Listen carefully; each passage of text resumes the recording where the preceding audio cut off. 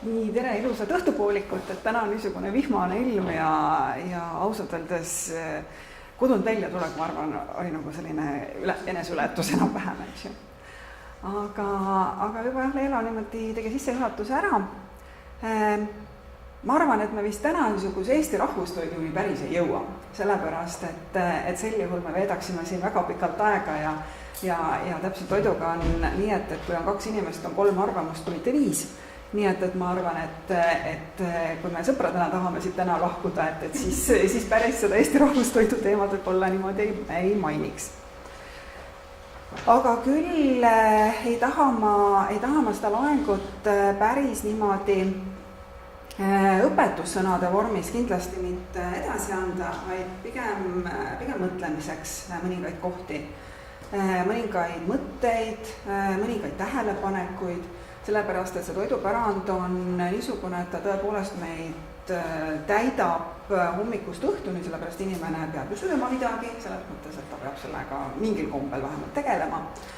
Et pigem mõtlemiseks ja pigem juurdlemiseks mõned teemad, et kas ja kuidas see, mis on tegelikult selline hästi igapäevane asi, igapäevane teema, et kuidas see tegelikult meid mõjutab, kuidas see tegelikult on meid ümbritsevas maailmas, kommunikatsioonis, et pigem mõned mõtted siis selle üle. Nii, kõigepealt ma küsin, kas ma jään nüüd igale poole ette, kui ma niimoodi seisan nagu post. Ma võtan pigem siis selle hiire natuke äkki siia poole, siis ma ei tule sinna ette niimoodi virvendama. Aga enne kui ma nende slaidideni päriselt jõuan, siis mõelda sellele toidukultuurile. Nimelt toit ja kultuur, kas võrdub toidukultuur või see ei võrdu. Et ma loeksin 2 lõiku autor Mikita lingvistilisest metsast, mis mulle selle koha pealt väga meeldivad. Üks on selline. On täiesti võimalik, et nüüd, kui paari 1000 aasta pikkune talupojakultuur on lõplikult hääbunud, pöördub inimene tagasi veelgi vanema kihistuse juurde, otsides midagi kiviaja ja pronksiaja hämarustest. Talupojakultuur on küll hävinud, kuid eestlase kummaline tung ehitada endale paralleelmaailmu on meid ehk taas hoidnud. Nüüd, kui talupoeg meis on surnud, pühitseme endas korilase sündi. Minu arvates on Eesti kultuuri üks kõige lummavamaid külgi see, et siin kusagil asub sild eri maailmade vahel. Seletagu igaüks seda siis endale lahti, kuidas tahes. Ja teine lõik. Eestis puudub iidne kirjatarkus ja pärismaine kirjalik kultuur, kuid see-eest on meil ette näidata üks maailma esinduslikumaid suulise kultuuri arhiive. Mis on suuline kultuur? See on üks mõnusalt ligadi-logadi kultuur, mitmeski mõttes palju elusam kui tüse kirjamärkide lasu. Meis on tublisti käsnaga olla identiteeti, eestlaste laenamisvõime on olnud meeletu. See on omamoodi ime, et meil on säilinud paralleelselt kirjakultuuriga ka sedavõrd palju vana suulise kultuuri elemente. 19. sajandi keskpaigaks oli Eesti kirjaoskuse leviku poolest kaugel ees enamikest Euroopa riikidest. Samas säilitas inimeste paikne eluviis ka traditsioonilise pärimuskultuuri kihi. See on väga unikaalne kultuuri saavutus. Ja sellepärast ma tegelikult mõtlen selle sama toidukultuuri peale, et kui ma lähtun sellest, et ma olen ajaloolane, et ma tahan midagi uurida, siis kuni 21. sajandini on seda päris lihtne teha. Selles mõttes, et needsamad märkmed, needsamad edasi antud oskused, needsamad edasi antud kogemused on kas käinud mööda põlvkondi, on pandud ka kirja, see, mis puudutab siis juba seda 19. ja 20. sajandit. Et seda on suhteliselt lihtne teha, mida mujal niisugustes suuremates tööstusriikides ei pruugi sugugi enam lihtne olla. Küll läheb meil asi rappa 21. sajandil. Selles mõttes, et esiteks on see, et inimesed on väga liikuvad, mis tähendab seda, et see niisugune piirkondlik kultuur, kus iganes ta siis on asunud, et see piirkondlik kultuur ei ole enam ainult selle piirkonna oma, selle perekonna oma, selle küla oma, mis iganes seda piirkonda siis määratleda, vaid et see muutub kuidagi kättesaadavaks igaühele. Minu enda kogemus sellega, võib-olla niisugune kõige ehmatavam kogemus oli siis, kui ma tegin kartulivorste esimest korda. Ma olen pärit Laiuse kihelkonnast, siis täna see nüüd Jõgeva külje alt ja see on see kant, kus kartulivorste ei tehta. Aga ühel põhjusel oli seda vaja teha. Ja Eestis on kartulivorstide kohta siis andmeid tänase Raplamaa alalt, kusagiliselt Märjamaa kandist ja siis on üksikuid viiteid, vihjeid, teadmisi veel mitmetest kohtadest, kaasa arvatud ka päris sealt Võrumaalt, ka Viljandimaalt ja nii edasi. Et see kartulivorstide teema on niisugune, jah, millel on oma lugu taga. Aga mina, kellel pole mitte õrna imgi sellest, kuidas kartulivorste teha, ma olin töötanud läbi terve hunniku materjale, lugenud, vaadanud pilte ja nii edasi, siis ma olin segaduses. Jah, mul olid kõik asjad laua peal, ma teoreetiliselt teadsin, kuidas teha, aga mul ei olnud sellega suhet. Mul ei olnud endal sellega suhet. Samas, kui, ma ei tea, teen kas või Jõhvika kiselli, ei ole mingit suhet, ei mõtle selle peale. Aga jah, niisuguse toidu peale, millega puudub see seos ja mõnikord on palju lihtsam toitu teha mõnest välismaa kokaraamatust. Isegi kui sa ei ole sellel maal käinud, isegi kui sa ei ole seda kunagi elus söönud, sellepärast, et ta on võõras, ta on sinust kaugel ja sa ei mõtle selle peale, et kas ta nüüd maitseb täpselt nii, nagu ta peaks maitsema või mitte. Aga kui see on niisugune toit, mida leidub meil, siis kuidagi vähemalt minu puhul on mingi respekt selle ees, et kas ma teen seda õigesti, kui ma ei oska seda teha, mul puudub see mälu. Ja selles mõttes see niisugune toidu tegemine, toidukultuur on hästi mitmekihiline. Kui ma nüüd naasen selle niisuguse isikliku põike juurest tagasi teemasse, siis sellest toidukultuurist me räägime üha enam. Mõneti võib-olla on see hirmutav, selles mõttes, et toit on olnud ju läbi aegade vajalik selleks, et inimene saaks ellu jääda. Kuid nüüd millegipärast see toit on tõstetud kuskile oluliselt kõrgemale ja temast mõnikord on saanud juba asi iseeneses. Et kas see peab niimoodi olema, kas me äkki üle ei mõtle, kas me äkki üle ei tegutse. Et toidust on saanud omaette, jah, kelle jaoks on niisugune jätkuvalt on vajalik teema, et sööma peab ja lihtsalt see, kuidas ma seda sööki teen, või siis on tõepoolest juba see, et see on muutunud asjaks iseeneses. Küll aga võib-olla on ka üks põhjus selles, et me tegelikult ei ole niisugune kuidas ma ütlen, vana toidukultuuri maa. Kui me räägime Prantsusmaast, siis me ilmselt selle peale üldse ei mõtleks selles suhtes, et me kõik oleme täiesti veendunud selles, et Prantsusmaa on vana toidukultuuri maa, klassikalise kulinaaria, häll ja nii edasi, et kui me räägime kokkadest ja professionaalsetest kokkadest, siis kui nad ei tunne prantsuse toite, siis on ikka asi väga valesti. Et meie puhul seda päris niisugusel kujul ei ole. Ja tegelikult sellest toidukultuurist kui niisugusest, ma arvan, et me räägime üks viimane 10.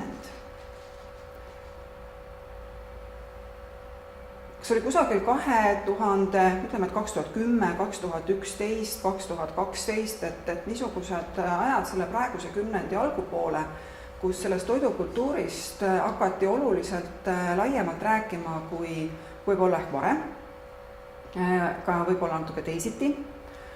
Mõnes mõttes andis selleks tõuke see, kui Eesti läks osalema siis kulinaaria olümpiale Bocuse d'Orile, et võib seda niimoodi võtta. Siis kui me võtame ülevalt allapoole, et meil on praegu, ma arvan, meil on 3 ministeeriumi, kes tegelevad mingil kombel toiduga. Üks on, liigemini tegelikult ütleme 2, võiks olla 3. Meil on Maaeluministeerium, kes tegeleb toiduga, toidu mõttes. Meil on Majandus- ja Kommunikatsiooniministeerium, kes tegeleb toiduga, toiduturismi mõttes. Ja meil on Kultuuriministeerium, kes tegeleb kultuuriga. kui oli 2013. aasta ja oli siis Eestis kultuuripärandi aasta, siis isegi seesama toidupärand leidis oma koha teiste nii-öelda pärandiliikide kõrval ja mul on selles nagu väga hea meel. Toimus veel rida erinevaid üritusi ja tegemisi, aga kui ma lihtsalt huvi pärast vaatasin seda, et mis leidub meie niisugustes, kuidas ma ütlen, riiklikes nagu alusdokumentides, siis sõna toitlustamine käis siis nii-öelda praegusest ministeeriumi arengukavast läbi üks kord ja seda täpselt seoses treenerite teemaga, sporditreenerite teemaga. Ja kui ma vaatan kultuur 2020, no siis polnud isegi mitte treenerite asja mainitud. Või jäänud mainitud. Samas, seda kasutades nüüd ette tulema, et samas on Maaeluministeeriumil selline väga tore arengukava on see vanem sõna, aga nüüd on siis Eesti toidu tutvustamise müügiedenduse kava Eesti toit 2015–2020. Selle sees on igasuguseid tegevusi, kuidas siis Eesti toitu nii-öelda ka kaugemal Eestist tutvustada. Aga selle sees on tegelikult üks väga tore algatus. See on Eesti toidupiirkondade valimine. Kas keegi on kuulnud, mis on käesoleva aasta toidupiirkond? See on Peipsimaa. Et 2016 siis valiti esimest korda see ja selleks esimeseks pääsukeseks osutus Hiiumaa. Ehk see on siis see piirkond, maakond, nii kuidas ta siis tulla võib, kus siis toimub rohkem kõikvõimalikke toiduga seotud sündmusi ja tegelikult seesama toidupärandi teema on oluliselt rohkem välja toodud, see on üks asi, ja teine on see, et inimesed kaugemalt saavad ka teada, mis selles piirkonnas huvitavat ja põnevat on ja mis on ka iseloomulikku, sellepärast, et jällegi seesama kartulivorstide näide, et kui ma ei tea, siis ma ei oska sellesse suhtuda. Et selles mõttes tänavu on siis 1. maist 2017 kuni 31. aprillini 2018 Peipsimaa aasta, kes on 3. veel ei tea, see selgub novembris, iga aasta on niisugune konkurss, et kus siis need toidupiirkonnad ise siis annavad ennast üles ja siis valitakse välja siis see, kes on järgmisel aastal. Nii et ootan põnevusega, kes saab siis järgmiseks. Nii. Ja seesama Majandus- ja Kommunikatsiooniministeerium siis EAS-i kõikvõimalikes siis programmides, kus on siis turismist juttu, et seal on üks niisugune koht nagu turismitoodete arenduse juhtimise programm ja selle all on siis erinevad niisugused turismiliigid, millega siis nagu võiks tegeleda või tegeletakse ja siis toiduturism nagu üks. Et see on see, mida kohtab siis niisugusel riikliku tasandil. Siis üks väga tore koht, kus tegelikult on nimelt just see toidukultuur, toitude kultuur, võib-olla oleks isegi õigem öelda, on vaimse kultuuripärandi nimistu, kus siis leiate ju nii-öelda siis erinevad toitude valmistamise viise ja need ongi nii-öelda mitte sellised universaalsed, vaid kuskilt kandist või siis kuskilt mingi kandi niisuguse oma kiiksuga. Üks on see, et seal on tekst, seal on ajalooline osa ja siis on ka selle toidu valmistamise videod ja nii edasi, et selles mõttes, kes tunneb selliste asjade vastu huvi, siis soovitan soojalt vaadata. Loomulikult seal oli kõik Eesti toit ja sellepärast, et selle uurimise läbiviimine ja nii, et saaks siis sellest niisugune põhimaterjal kätte, et see võtab ikkagi aega ja siin on tegemist juba niisuguse väikese teadustööga, kui nii võib öelda. Et seal on ka verivorst ja verikäkke ja kartulisalatist on üks pikk lugu ja nii edasi. Nii, aga siis nüüd nendest teemadest, millest ma tahaks rääkida ja millele võib-olla rohkem tähelepanu juhtida. et täpselt nii, nagu siin alguses oli juttu, et see toidupärand on hästi isiklik teema. Selles mõttes, et kui me räägime, ma ei tea, näiteks klaasikunstist või me räägime arhitektuurist või mingist muust sellisest suhteliselt pikalt püsivast pärandiliigist, on tegelikult asi väga lihtne. Selles mõttes, et meil on need objektid olemas, nad on dokumenteeritud vähem või rohkem, kestavad ka tavaliselt päris pikalt, mõned kestavad koguni aastasadu, mõned isegi veel kauem, et meil on nagu aega sellega harjuda ja erinevate põlvkondade jooksul on kujunenud välja mingi arvamus. On ta siis õige või vale, see on juba järgmise põlvkonna otsustada. Aga toidupärandiga on nii, et kõik algab sellega, mida ma olen harjunud sööma ja lõpeb sellega, kui ma ära suren. Selles suhtes on toidupärand ka huvitav. Et just need samad arvamused, mille siin Leela algur ütles, et võib minna niisuguseks elavaks aruteluks, et iga inimese meelest on täpselt see õige, mida ta sööb, siis kusjuures nii ongi. Et toidupärandi suhtes igaühel on omad harjumused, tal on omad kiiksud, kes, ma ei tea, paneb kartulisalati siis õuna, kes ei pane ja selle üle võib vaielda tunde ja tunde. Ma jälgin niisugust päris toredat gruppi Facebookis, kus võtavad sõna siis inimesed, kes on kas siis selle vanema põlve väliseestlaste järeltulijad või ka siis nooremad inimesed, kes on juba kuhugi väga pikalt pidama jäänud ja neil tekib mingi küsimus siis Eesti toidu kohta ja see on üllatavalt konservatiivne. Et siin, kui me oleme oma keskkonnas, me lubame mitmete toitude puhul, mida me peame siis klassikaks, täielikult niisugusi, kuidas ma ütlen, modernseid lisandusi ja jooni, et see on ju nagu edasiarendus. Aga need, kes on kaugel ja kes elavad teises kultuuriruumis ja see toit on üks niisugusi elemente, mis seostub kas neil oma koduga, oma vanematega, oma vanavanematega ja sellele on teatud selline mälestuse või nostalgia maitse juures ja sel juhul see toit on väga konservatiivne. Kringel on muide üks niisugusi, mille üle on seal väga pikalt vaieldud, kuidas ta kringli teha, kuidas teda põimida ja nii edasi, nii et see on selles mõttes hästi huvitav. Teine teema näiteks, mis igal aastal köidab kõiki ja tekitab väga palju kirgi, on see, et milline on õige vastlakukkel. See on täitsa väga huvitav, et need, kes siis ütlevad, et õige vastlakukkel on see, kuhu läheb siis ainult see sai ja vahukoor, need on siis need õige kukli klubis. Kes tahavad sinna panna moosi, need saavad juba esimese niisuguse halvaks panna osaliseks. Ja kui keegi julgeb sinna veel midagi panna, võib-olla kas martsipani pannakse üsna tihti või midagi muud, et siis juba öeldakse, ei, see ei lähe, see pole enam õige vastlakukkel.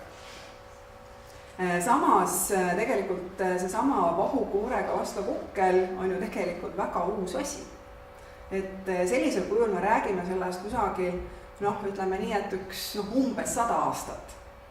Ütleme nii, et ta tõepoolest kusagil sinna 19-20 sajandi vahetus hakkas vaikselt tulema, aga suurema leviku ja suurema populaarsuse võitis mõnevõrra hiljem, nii et tegelikult me räägime sellest vastlakuklist suhteliselt lühikese aja jooksul.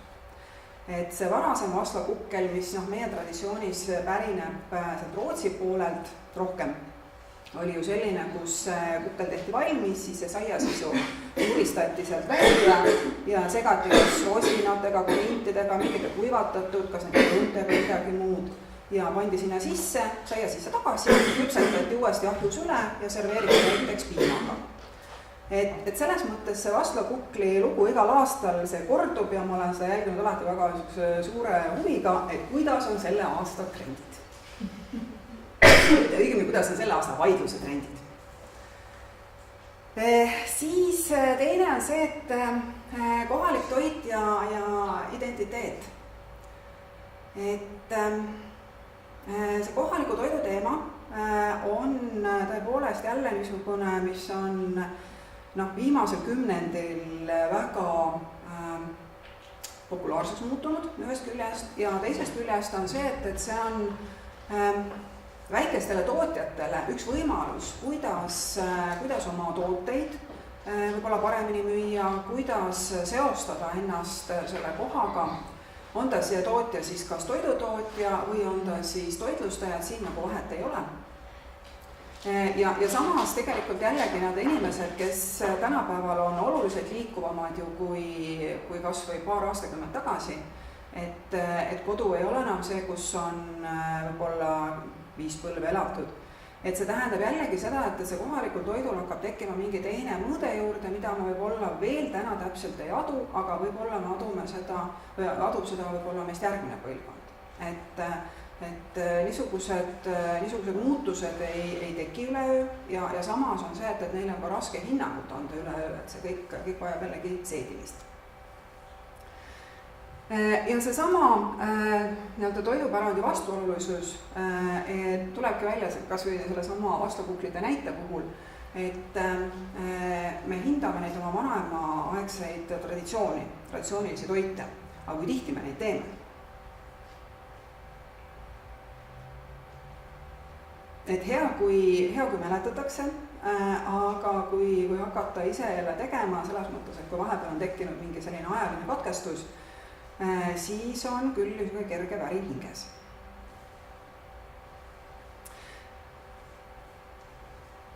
Ja üks, millest tuleb siin kohe ka natuke paar slaidi edasi juttu, on see pärimus või pärandtoit just nimelt, et kuna inimesed on liikuvad, siis seda niisugust, kuidas ma ütlen, põlvkonnale antavat kogemust ei ole enam nii palju.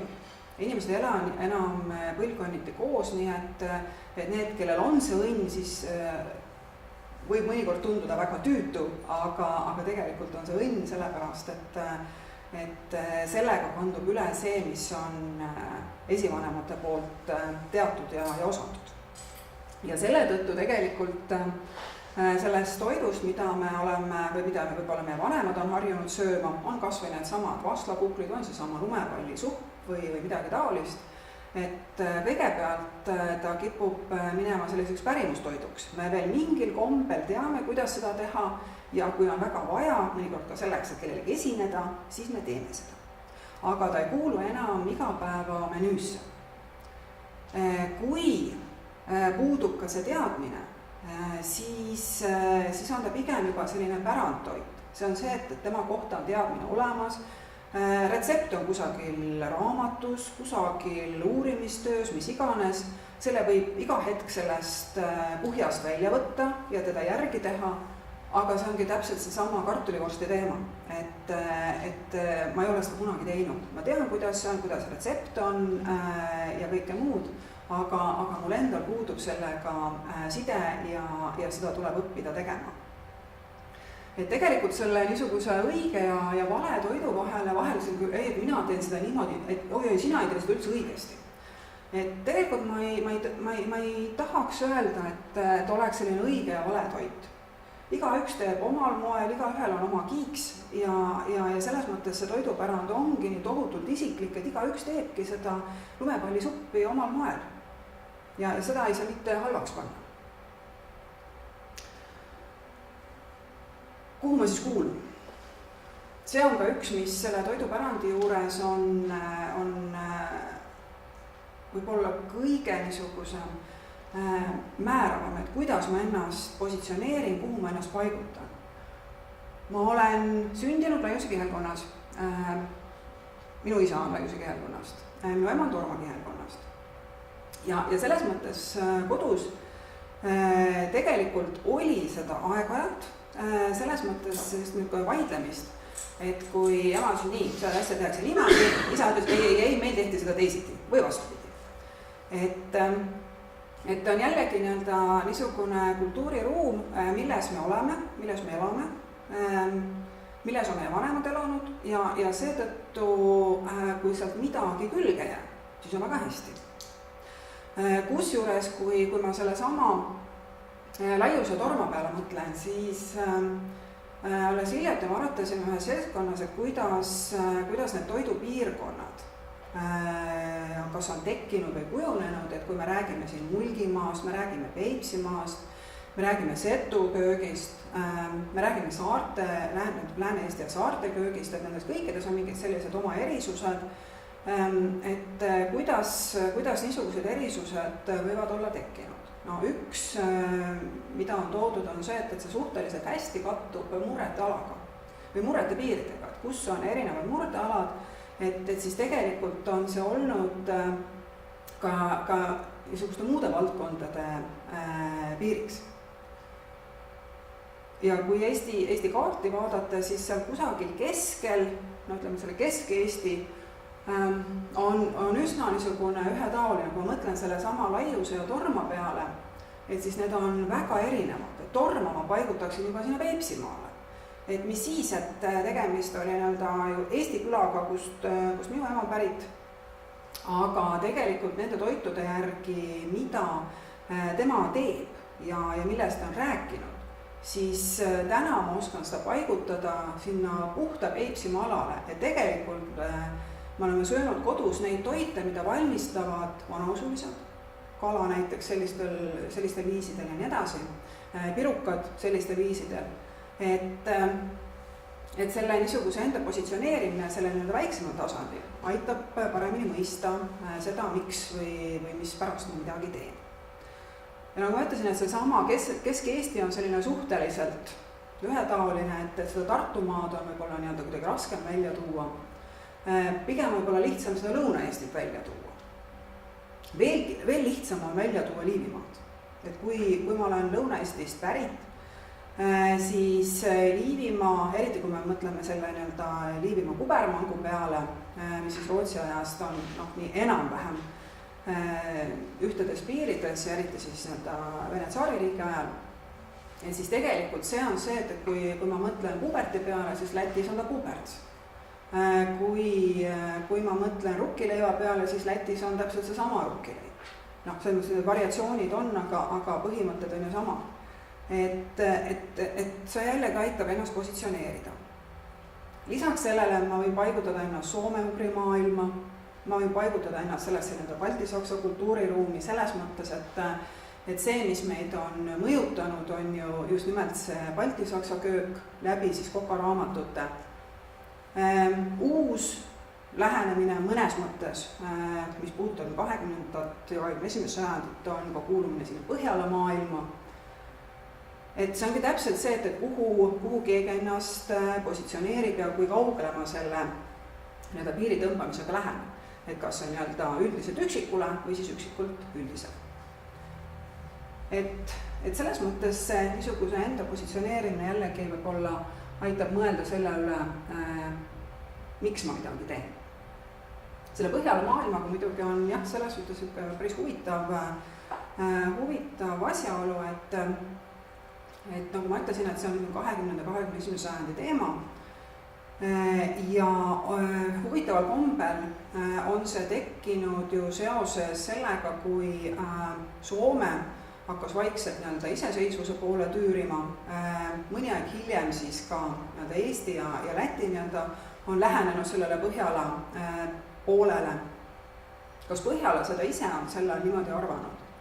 Ei ole väga kindel. Küll on aga olnud tahtmine minna selle parema ja tublima poole, hoida selle poole ja seetõttu ongi võib-olla just nimelt see Soome-ugri, balti-saksa ja Põhjala maailm täpselt ka niisuguses ajalises järgnevuses.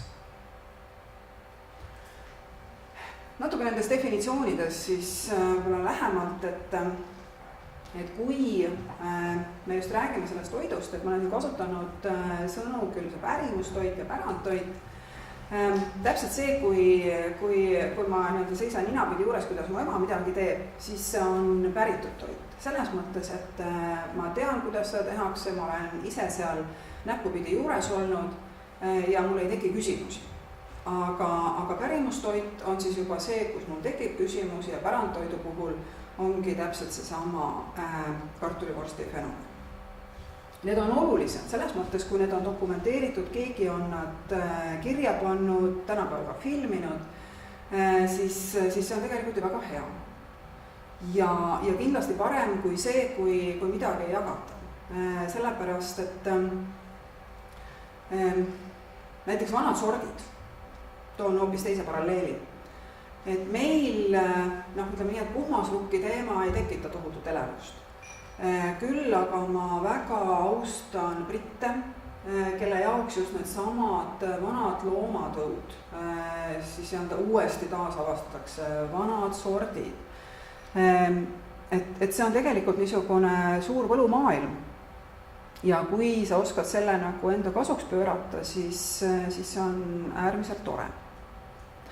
Need vanade sortide koha pealt näiteks, et viimastel aastatel on spelta tulnud uuesti tagasi ja öeldakse, et ta on kasulikum ju kui tavaline nisu ja nii edasi, et selles mõttes ta on siis oma genoomi poolest varasem, ta on ju valge nisu eellane, et selles mõttes igatpidi kasulikum ja tervislikum. Kunagi peeti teda Eestis võõrtaimeks, kui mälu ei peta, siis kusagil 30ndate kanti. Täna me räägime sellest kui iseenesest mõistetavast teraviljast. Samas on ta ju väga vana liik ja tegelikult nisu oma arengus, kui valge nisu on see praegune, enne teda siis spelta, enne seda siis emmer, siis nii mõneski selles samas Põhjala riigis võid sama emmer jahu poest osta. Meil sa seda ei saa, võid tellida kusagilt, võib-olla on väga pikalt seisnud. Et selles mõttes see niisugune vana taasavastamine on äärmiselt võluv ja tegelikult toob selle niisuguse, ütleme, et kultuuripärandi mõiste toiduvaldkonnas jällegi jupp maad laiemaks. Ja see küsimus, et kas ma saan olla toidupärandi kandja? Muidugi saab. See on täiesti isegi selline küsimus, et millel ei saagi teistmoodi vastata, kui muidugi saab.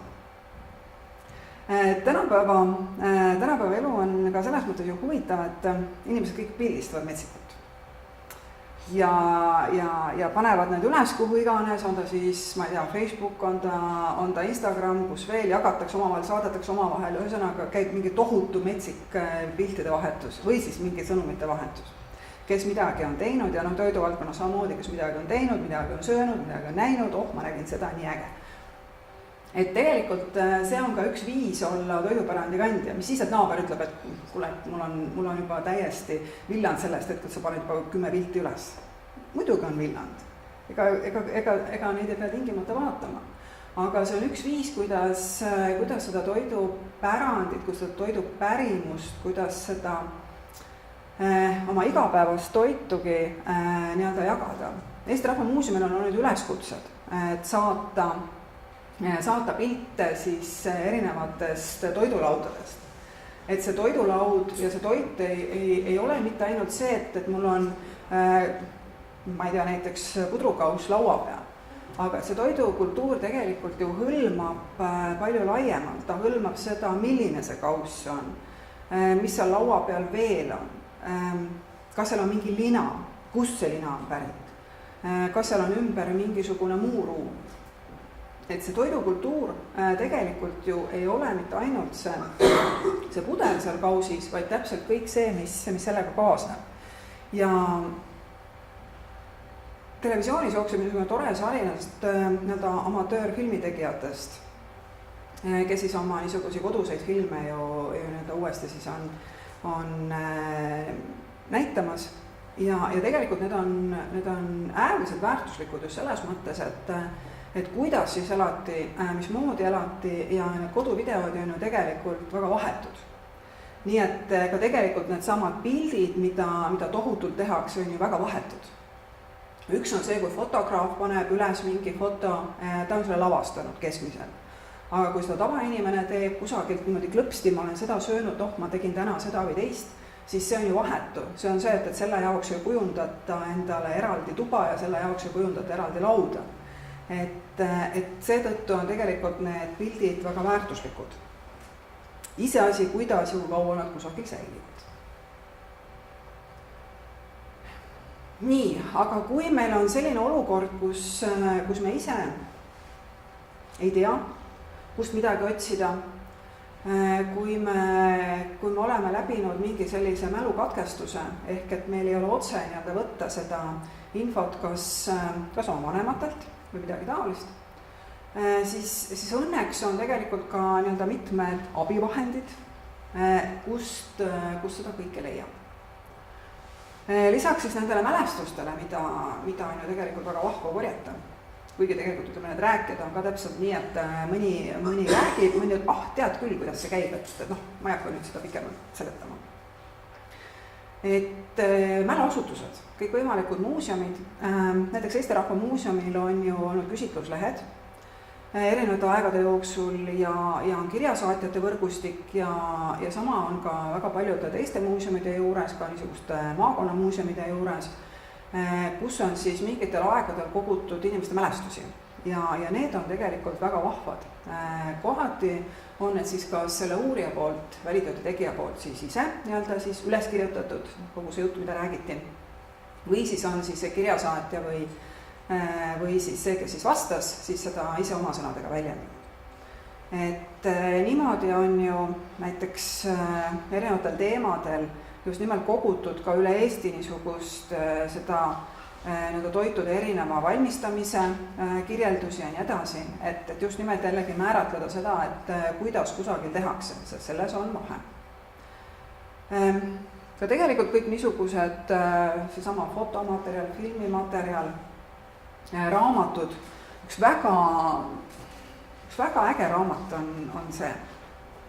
Et see nüüd 2014 lõpus ilmus siis Karl Montanderi kulinaarsed vested. Tegemist oli siis baltisakslasega, rooslasega tegelikult. Ja Tohisoo mõisas siis selle raamatu tegevus siis toimub pärast seda, kui mõis oli võõrandatud nende perekonnalt ja nad ise pidid siis kitsamates oludes elama. Et need kulinaarsed vested, selle kohta on öeldud nii ja naa, et ühest küljest niisugune võib-olla baltisaksa kultuuri hääbumine. Sellepärast, et nad pidid oluliselt kokku tõmbama oma igapäevast eluolu, elama kasinamalt ja nii edasi, aga samas see, kuidas inimene, tegemist oli ajakirjaniku, kellele seda kirjutamissoont oli siis natuke lahkemalt jagatud, et kuidas ta kirjeldab erinevaid toite, erinevaid söömaaegu, et ajakirjaniku mõttes või üldse kirjutaja mõttes võib-olla mõne asjaga on seal võib-olla üle pingutatud, kuid see ei kahanda mitte selle raamatu väärtust, et kes tahab niisugusi toredaid kirjeldusi lugeda, et siis soovitan soojalt. Ja siin on ka tegelikult mõned niisugused lõigud, kus ta just nimelt ka selle sama vanematelt õpitu kohta midagi ütleb. Siin on üks lugu sellest, kuidas ta siis ühe oma sõbraga siis kahekesi õhtusööki viib läbi. Tema siis pidi need toidud valima ja siis ta kirjeldab neid toite, mida ta siis laua peale valis, et siin oli siis eelroad ja seal oli siis supp ja seal oli siis niisugune ahjuroog, aga siis on üks lõik selline. Väike kausikas toovitud esimesi kukeseeni ei või ju ka mehelt elu võtta. Stoovitud nii, nagu ma olin lapsena emalt õppinud. Pisut sulavõid natukese õhuga kastrulisse, lisaks tibakoort, näputäis murulauku, soola ja valget pipart. Seejärel kupatatud seened sisse ja valmis keeta. Piisk puljong ekstrakti kulub samuti ära. Ja niisugusi lõike on tal siin veel päris mitmeid, et jällegi see, et tal on teadmine, tal on mälu ja ta oskab seda kasutada.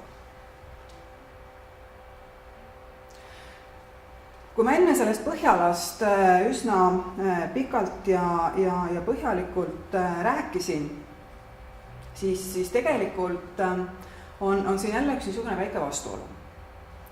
Et ühest küljest me tahaksime olla väga see Põhjala selles mõttes, et Skandinaavia on ju olnud see, kust õppida, kuhu poole püüelda. Aga kui me vaatame seda toidupärandit, mis meid ümbritseb ja mis toidud on olnud, õigemini seda toitude pärandit, isegi võib-olla mitte niivõrd see toidupärandit, siis tegelikult me oleme ikkagi seotud palju rohkem ja palju pikemalt ju selle baltisaksa kultuuriruumiga, Liivimaaga. Kui ma enne ütlesin, et meil on pubert ja Lätis on pubert, siis täpselt nii ongi. Et väga paljude toitude puhul me ei oska isegi seda piiri kuhugi tõmmata, tänapäeval on riigipiir selleks, kunagi Liivimaa oli üks siis seesama Läti suurem osa ja Lõuna-Eesti, kunagi oli Liivimaa ju terve Eesti ja Läti.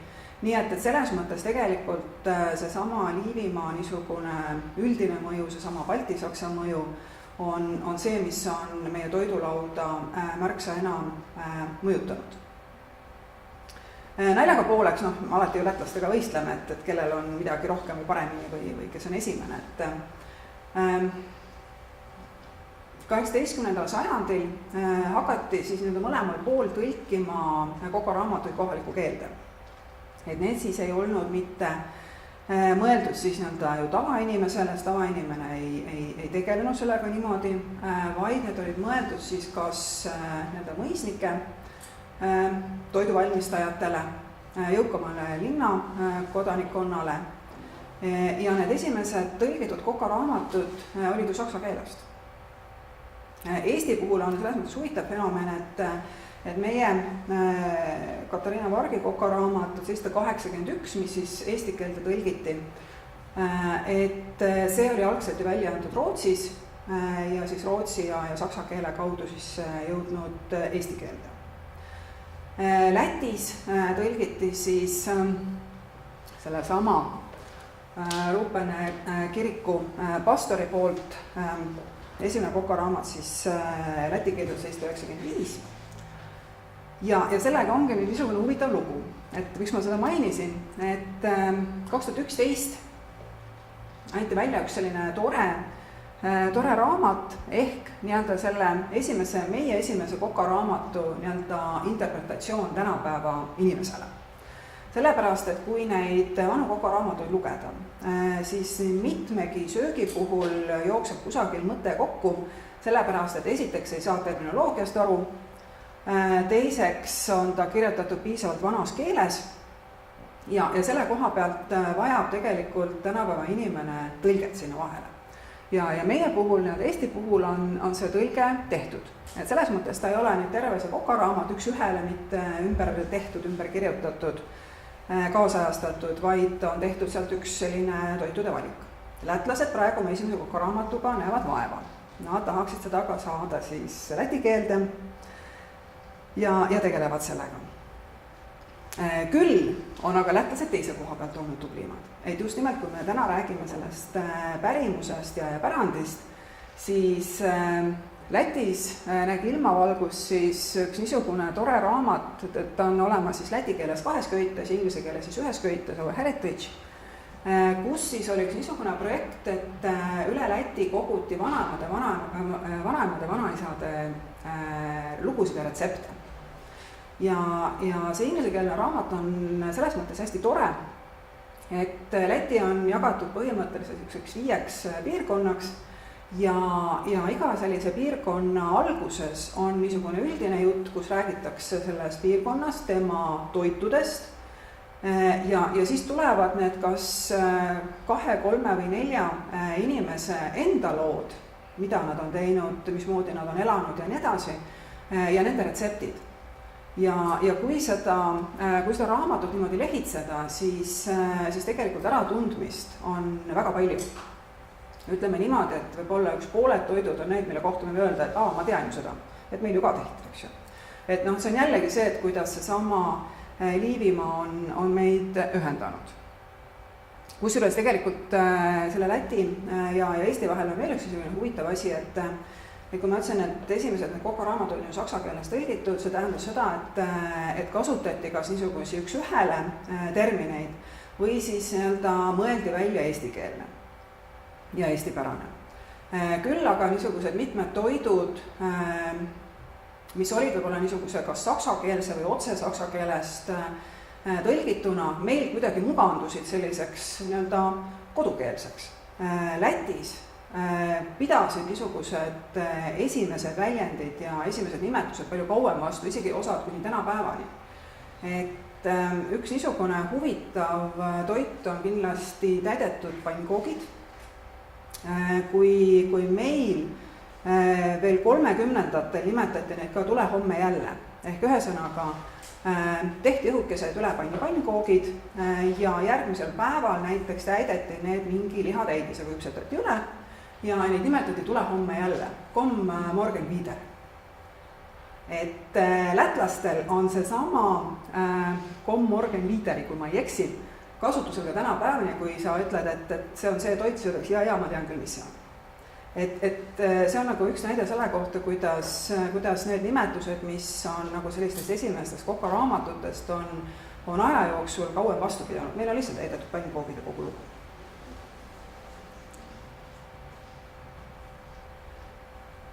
Jällegi see, et seesama vanad retseptide tõlkimine ja tõlgendamine.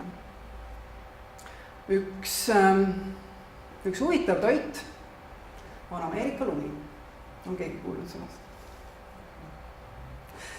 Selle toidu lugu jõudis minuni ühe mu hea tuttava kaudu, et tema vanaema oli teinud sellise magustoitu nagu Ameerika lumi. Muidugi me siis tegime nalja selle üle, et no mis see siis on, et noh, kas see oli kuidagi teistsugune või mis. Ja see Ameerika lumi oli siis selline magustoit, kus siis ühest küljest see vahustatud koor ja teisest küljest oli niisugune nii-öelda punast värvi, pidi see tingimata olema, punast värvi marjatarreti, segad omavahel kokku ja siis saadi Ameerika lumi, eks. Mul jäänud see rahu, et kuskilt ta ju ometi nagu peaks tulema või pärit olema. Ja tegelikult, kui vaadata niisugust ennesõjaaegset kokaraamatute poolt, siis on päris palju magustoite, kus see sõna lumi on sees. Teda on variandis ka näiteks Gröönimaa lumi, natuke siin Ameerika poole, võib olla ka sõunalumi, veel on mingid sõstralumi, mingid niisugused variandid.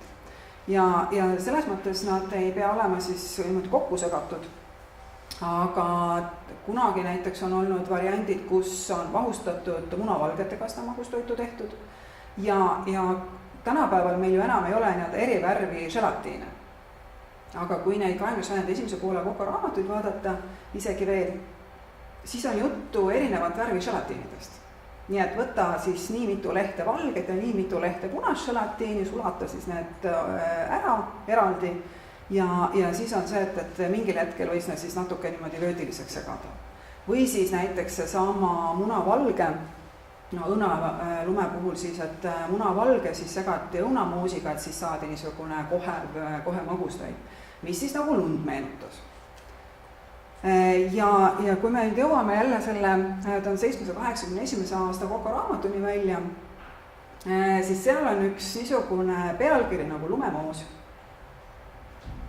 Ja see tegelikult ei ole mitte siis nagu eraldi magustoit, vaid see on tegelikult vahustatud koor, mida sai siis teiste magustoitude peale panna.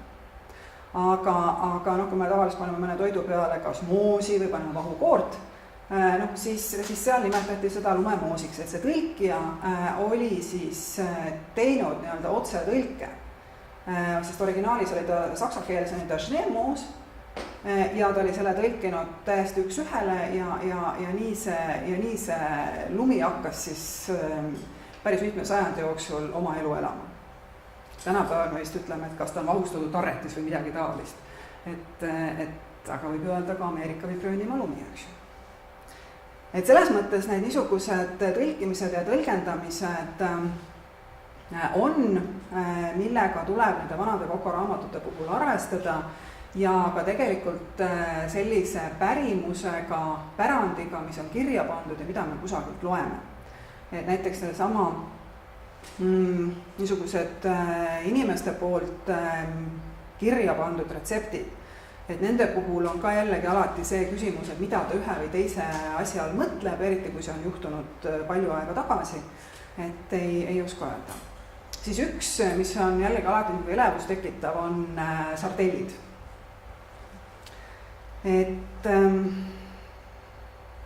kui on tegemist näiteks sisuliselt valge kastmega, kuhu siis nii-öelda selles vanas retseptis pannakse sardelle hulka ja nii edasi, siis ei tähenda mitte seda, et sinna hulka pannakse neid vorstikujulisi kuubikuteks lõigatud, siis seda kuubikuteks lõigatud vorsti. Seda see ei tähenda.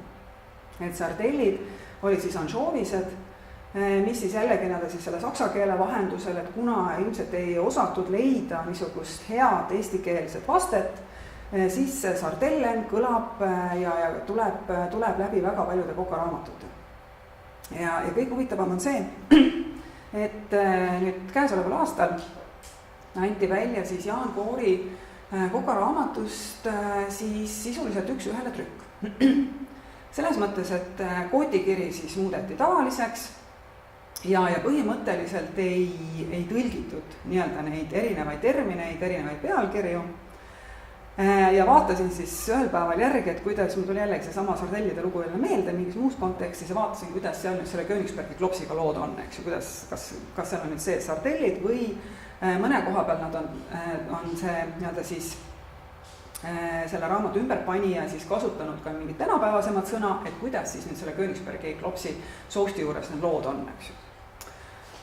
Noh, ja siis seal olid need sardellid siis ikkagi jätkuvalt sees, aga niimoodi, et tulebki võtta sardellid ja panna need sinna kastme sisse. Ehk et kui nüüd seda tänapäeva inimene loeb, siis ta võtabki üks ühele, ostab poest paki Rakvere sardelle, hakib need rõõmsalt sinna kastmesse ja ongi kogu lugu. Kuigi tegelikult ta peaks ostma purgi neid anšooviseid. Et see on see, mis tõlkes võib kaduma minna, mis võib arusaamises kaduma minna, aga mis on tegelikult väga määrav. Et vastasel juhul ei pruugi sellest tulla üldse õige asi välja.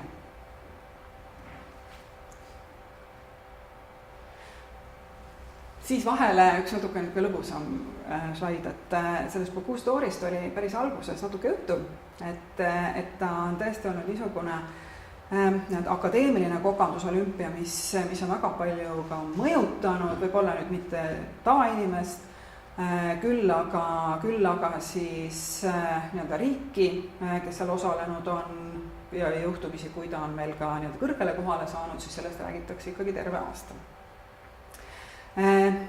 Täna ja eile oli Tartus üks niisugune mees nagu Håkan Jönsson, kes on siis väga huvitava taustaga inimene.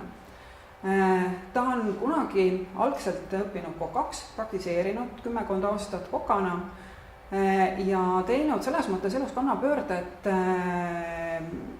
läinud üle akadeemilisse sfääri, läinud ülikooli ja täna ta töötab siis Lundi ülikoolis dotsendina, ta juhatab ja korraldab seal siis toidu uurimise valdkonda erinevate organisatsioonidega seotud ja ühtlasi oli ta ka siis president Rootsi Toiduakadeemias. Noh, nii et niisugune väga, väga mitmekülgne inimene ja tema pani selle pealkirja tegelikult see täna.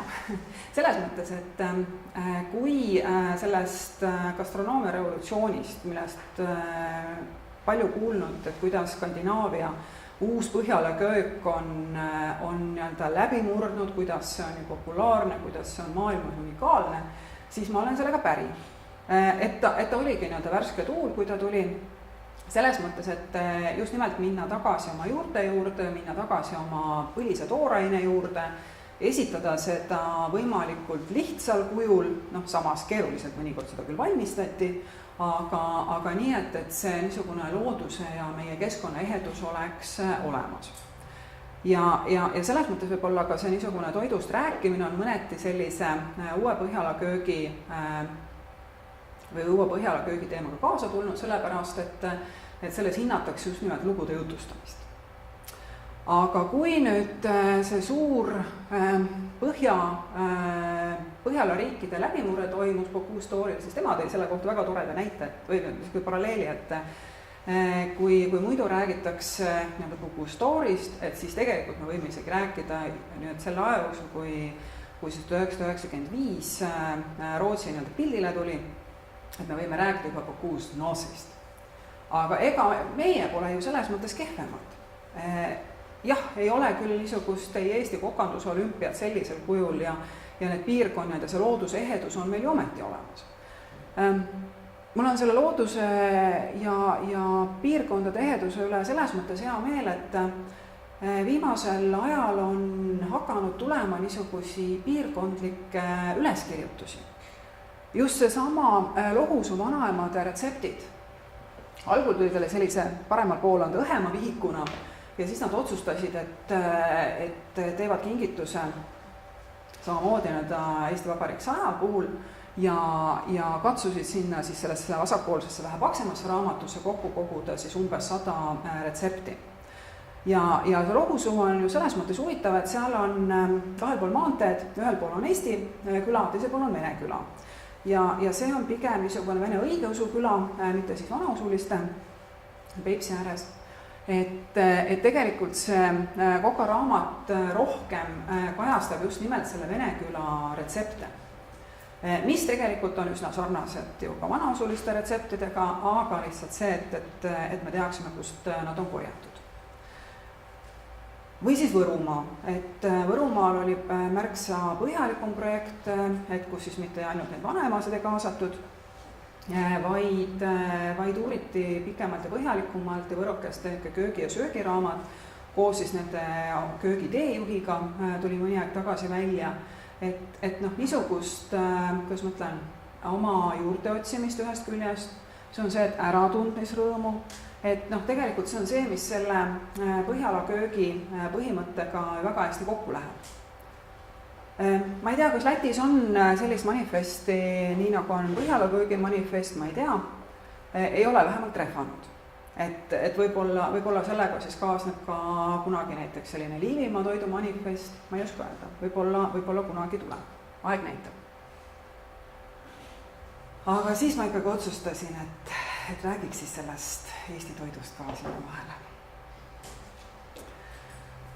Et kui meil on siin olnud nendest erinevatest kultuuriruumidest nii palju juttu, et kuidas siis selle Eesti toiduga ka vahelduseks on. Et see isiklik toidupärand on, millest me ei üle ega ümber. Ja kui mõni aeg tagasi ma trehvasin, see on siis internetis kättesaadav sellise internetitrükisena,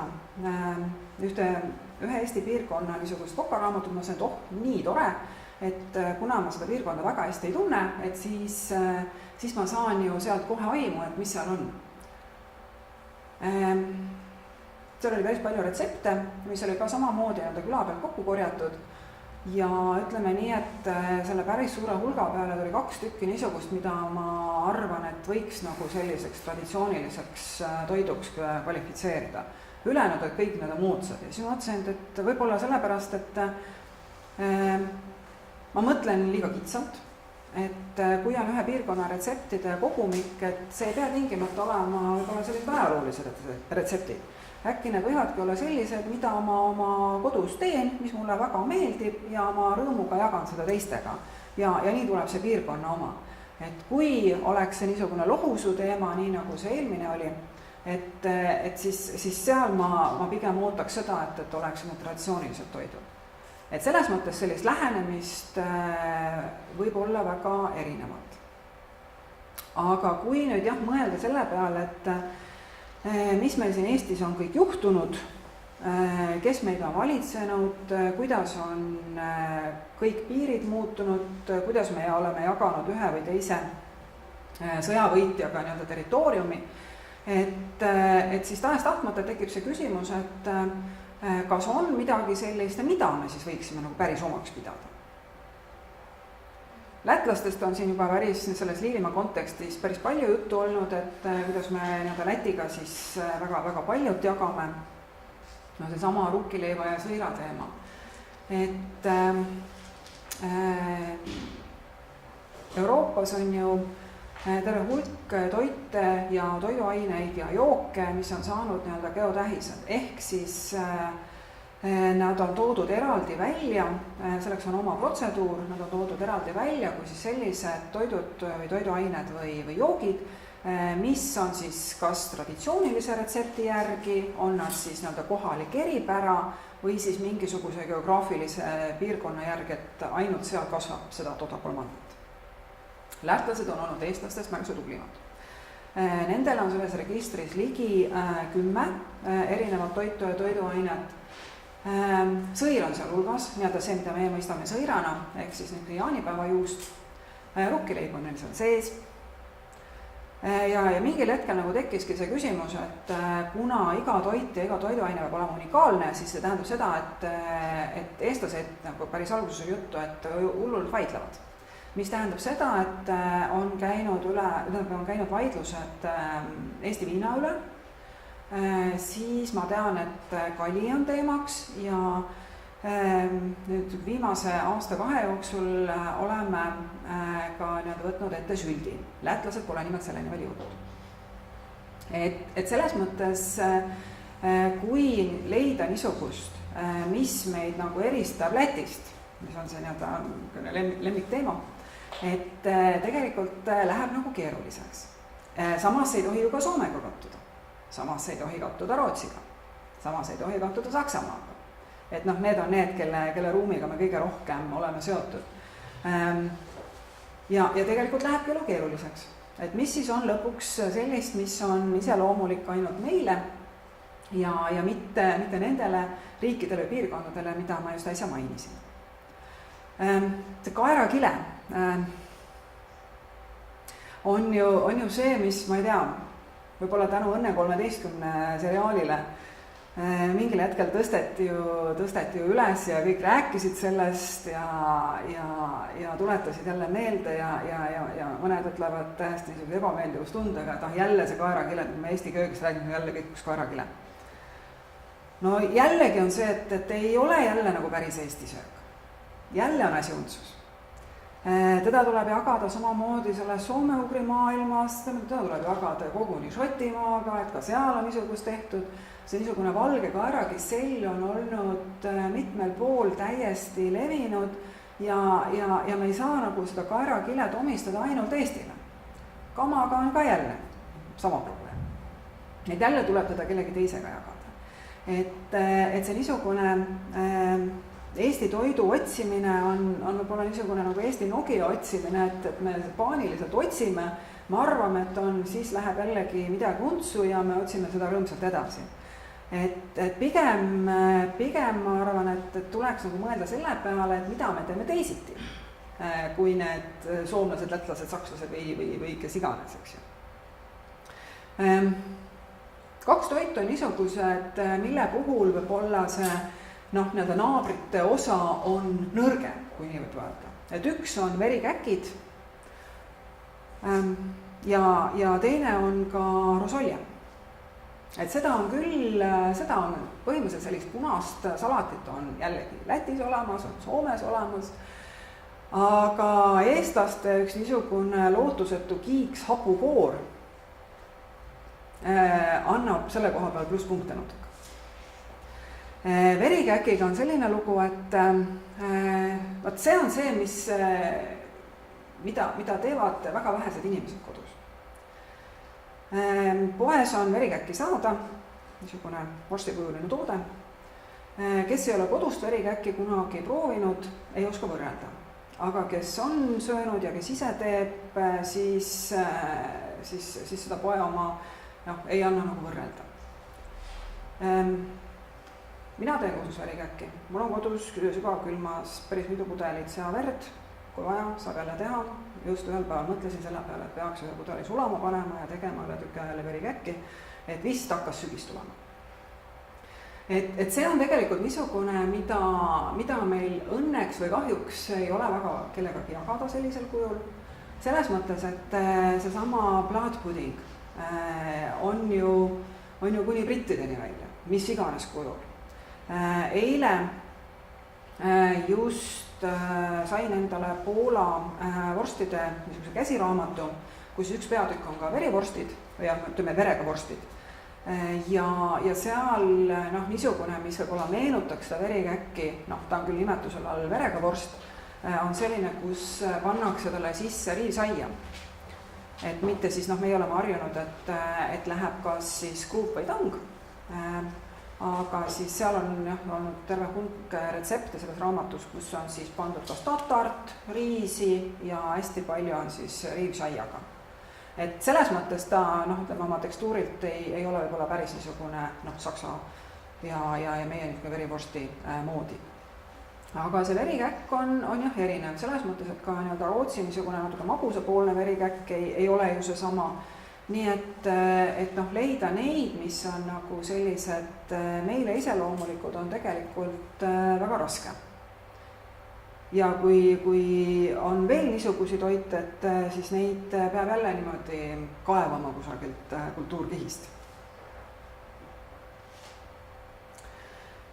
Siis natuke nendest ära unustatud asjadest. Et looduslikud toidutaimed.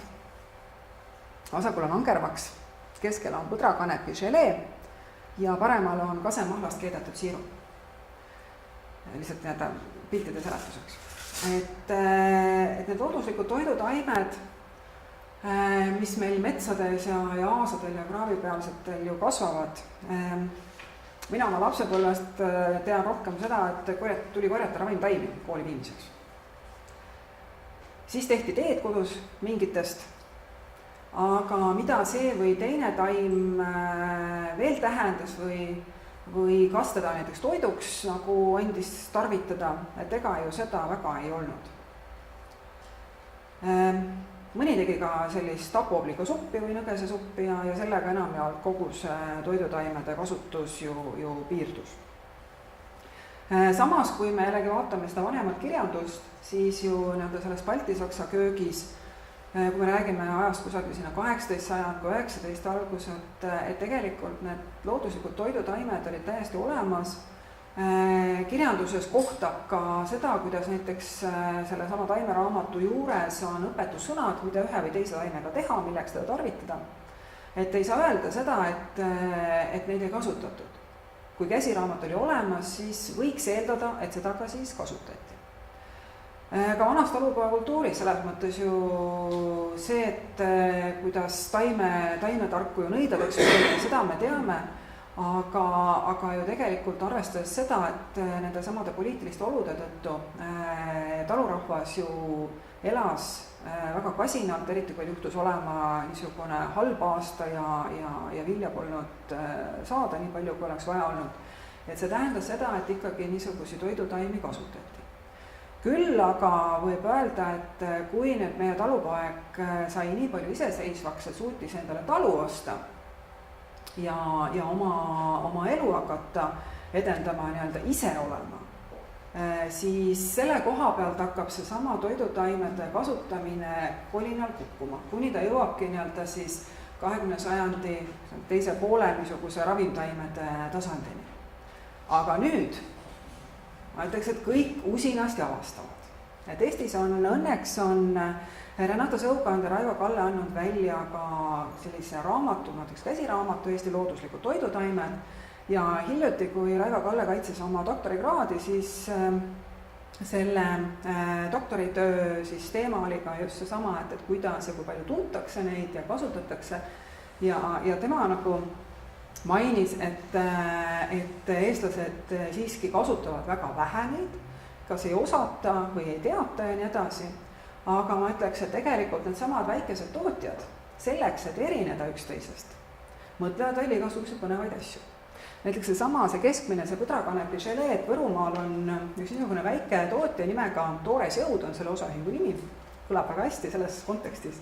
Ja nad teevad hästi palju erinevaid küll aiamarjadest, siis selliseid purgikesi erineva sisuga.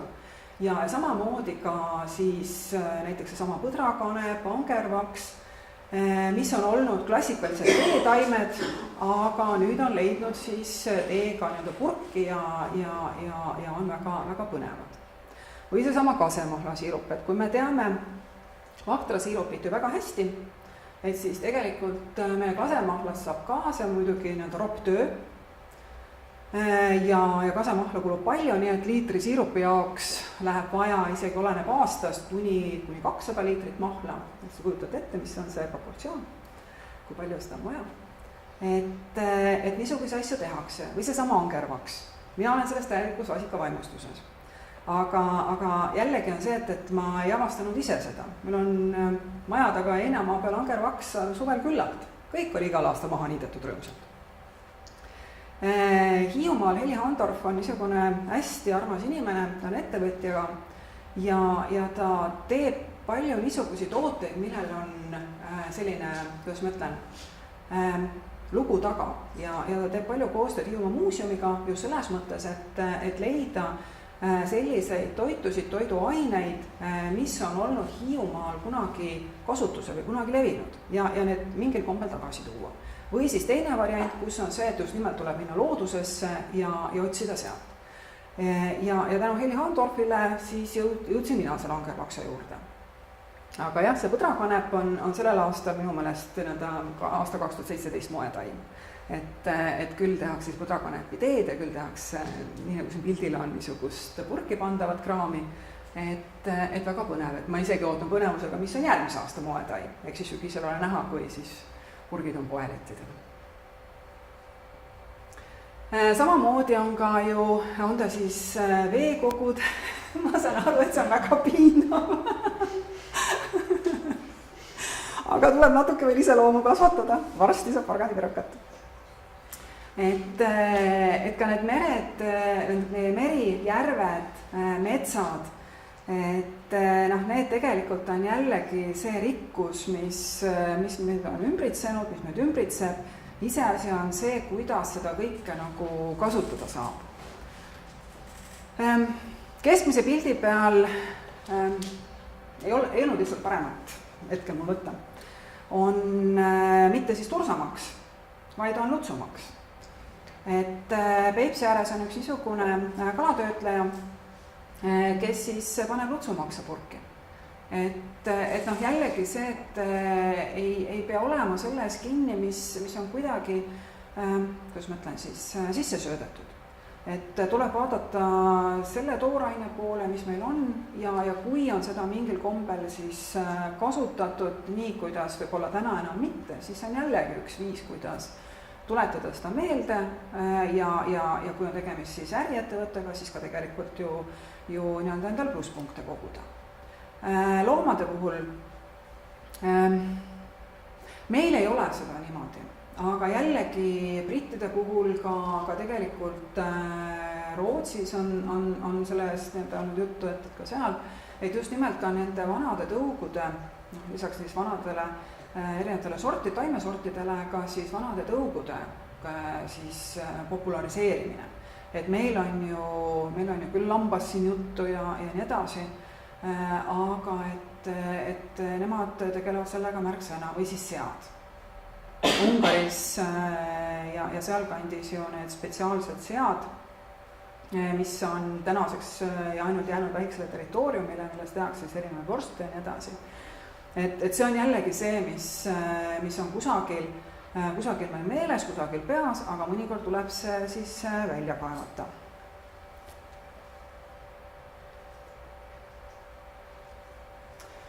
Mulle Valdur Mikita selles mõttes meeldib, et tema need mõned ütlemised on täpselt sellised, et kui ma mõtlen selle peale, siis täpselt nii, mina olen istunud ka enda aida trepi peal. Kartulipõld on ka olnud aia taga, vahel on viljapõld olnud. Et seal on tegelikult väga hea istuda. Kodus mul päike paistab ka veel peale ja väga mõnus on seal istuda. Külma kaevuvett mul ei meeldi juua, selle koha ma jätan kõrvale. Aga maailma üle järgi mõtlemiseks on teinekord vaja aega võtta või isegi aega maha võtta. Siin nende piltide peal on 3 väga erinevat toitu. Lumepallisupp on see, millest päris alguses oli juttu, et palju me seda kodus teeme. Ja kas üldse. Minule väga maitseb, aeg-ajalt teen. Hiljuti üks tuttav just ütles, et et nii tore, et lumepallisupp, aga et tahaks, et tee siis. Ei, ise ma küll tegema ei hakanud. Palju lihtsam on teha Caesari salatit. Väga hea. Selles mõttes, kui on oma kasvatatud roomasalat, et ma saan ta peenralt ära murda selle pea, teha kohe salatiks, super. Et see on minu moodi. Kindlasti ma ei tee seda nii, nagu seda algselt tehti. Kindlasti ma ei tee seda. aga see on minu viis, kuidas ma teen seda sama Caesari salatit. Või vasakul pool on Hiiumaa lihaveise lihast bifid. Pärast tuli neist hamburger välja. Selle sama liha kohta ma võin öelda selle remargi, et meil Eestis restorani kohkad ütlevad tihtipeale, et nad ei osta või nad ei võta endale kööki Eesti veiseliha, sellepärast et see on kõikuva kvaliteediga.